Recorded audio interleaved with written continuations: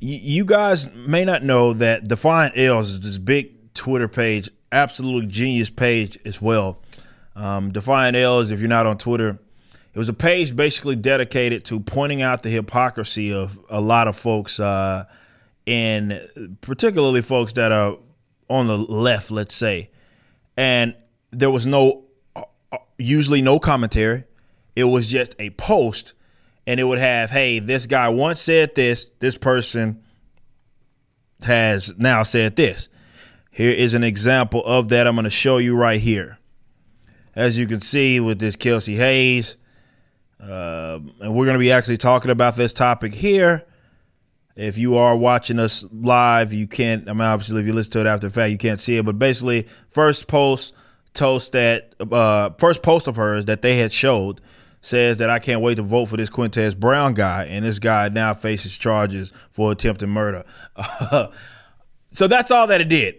So Defiant Ales was a page that got taken down for, I can't remember what they said the claim was, like harassment or something. And surprisingly enough, it was brought back. Okay, so they are officially back. Defiant Ales, and they're right back at it. It's like they already posted Trudeau memes, Biden. Well, you can't even call it a meme. It's just, hey, you said this, you did this. That's all it is. There's no commentary. So if that's considered harassment, well, anything is. You have people like this. And it was, I saw a bunch of posts by blue check marks going around saying, oh, well, I'm so glad this page got taken down because it sucked. I mean, again, all they usually do is post the usually it's the words or the tweets specifically coming from the people that are obviously being hypocritical. Sometimes it's action based, but oftentimes it's, hey, here's your Twitter post, here's your another Twitter post. They're diametrically opposed to each other. But you got folks like this says, if you're using a screenshot of other people's tweets just to call them a loser and invite other people to insult that's harassment. What else was it for? Again, in order to claim that it was harassment, you'd have to say that your own individual tweets or words are harassment, which doesn't really make sense, right? See, I know I'm a little rough around the edges. I make fun of leftists all the time. Sometimes I use very harsh rhetoric, but that's a necessary thing because we're not dealing with moral, ethical. We're not dealing with fair, certainly not fair or just people. We're dealing with people that have no problem flipping shit for, even if it's hypocritical, to the action that they may have had yesterday. They don't care if it means getting over on you. And they use all dirty tricks in order to make that happen. You've heard me use, for example, how so many of these like anti-religious, anti-Christian mock Jesus all through the week. And then somebody that's a Christian conservative or something makes fun of them or does something that they don't like, and they will say, well, Jesus wouldn't do that. It's like, yeah, bro, you mock these guys and what they believe in every day of the week. You don't get to just use that just because now you're the one that's on the crap end of the stick or something like that. But Defiant Ales is back. This is the main reason why I wanted to do this video, because I was thinking some people know that it got taken down. It was a big hoopla, like, why did you guys do that? And of course, blue check marks were doing on Twitter, were doing their little victory laps because they thought they had been successful. Not on my watch, says Defiant Ales. Though it did look like they was going to be permanent, it didn't.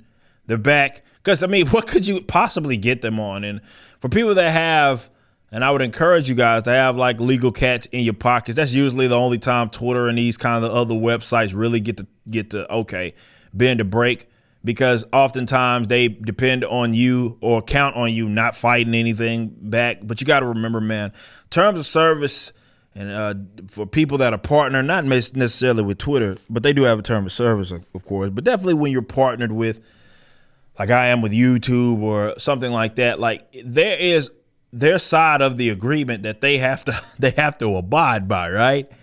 And they don't just get to, because you enter into the agreement and it's contractual, right? So if they aren't holding up their end of it, then you grill them on. This is why I'm the back-to-back champion. Not only getting my strikes removed on YouTube, that's happened back-to-back times, but also I've been demonetized 3 times on Facebook. I'm back monetized. Because again, you got to hold your side of the deal here, bro. So big shout out to Defying L's. All you idiot leftists who are doing your little victory laps, you now have to catch the L, and I guess Defying L's is right back to posting about how hypocritical all of you guys certainly are, and I absolutely love it. It really puts a spotlight. Now, I don't think that's going to change any of your minds. Well, let me say this. I'll end on this note. What's not going to change their mind is pointing out the hypocrisy per se. That's only for us to laugh at them and mock them and shame them for it. But that mock shame is more likely to get them out of those idiot positions that they hold, because that's how they respond to emotion. Brainlets respond to emotion.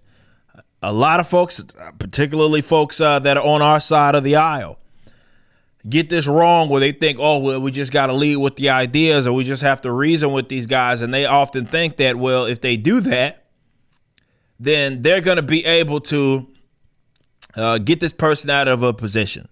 But as I always say, you cannot reason a person out of a position that they got to by way of emotion. So mock and shame tactics work.